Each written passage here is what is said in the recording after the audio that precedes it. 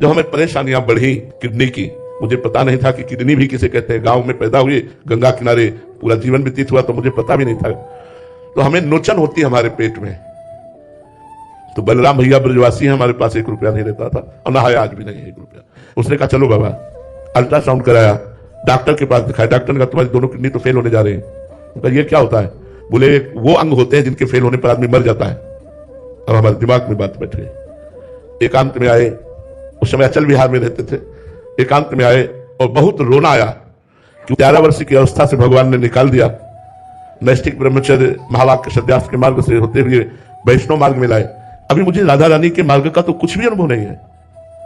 अभी तो मैं श्री जी के मार्ग में कदम रखा हूं और मर गया तो जीवन का लाभ नहीं मिला। अब मरना है, ये किडनी फेल हो, 1 रुपया नहीं, कोई दवा नहीं, कुछ नहीं।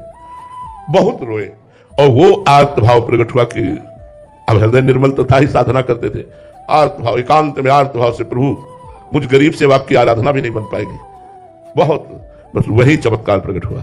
हमारे जीवन का जो आप पूछ रही है गुप्त बात है, वही चमत्कार प्रकट हुआ। शाम का समय था, उसी समय महारानी जी की कृपा हुई और उनका साधना मेरे लिए की जाती है ना, मैं कहती हूं तू मेरा है।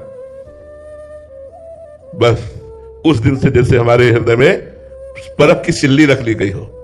बस वो शब्द महारानी जी के, साधना मेरे लिए की जाती है ना और मैं कहती हूं तू मेरा है, बस हृदय नाच पड़ा। और उस दिन से शोक, चिंता, भय, दुख सब मिट गए। आज आप खुद देख लीजिए, लौकिक और पारलौकिक दोनों तरफ से हम सुखी हैं। कोई पानी देने वाला नहीं था भाई। अब आज आप देख रहे हो भीड़ ही भीड़ है हमारे संतों की 1500 सब नौजवान संत भगवान सेवा में है श्री जी की। भगवान ऐसी परिस्थिति देते हैं जब किसी का आश्रय नहीं रह जाता, एकमात्र भगवान का आश्रय, तब हृदय में वो शरणागति होती है। अब मुझे कोई परवाह नहीं है, ये मैं केवल बातें नहीं बना रहा हूं, हृदय की बात कर रहा हूं।